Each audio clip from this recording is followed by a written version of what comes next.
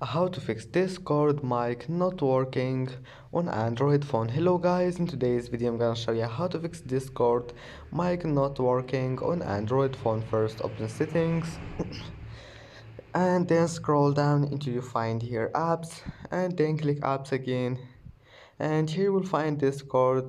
Just type it and you will find it, then click on it and then just click permissions, and here you will find the microphone. You will find it like that. Just click on it and click allow, and that's it. Now just go back and try again and your problem must be fixed.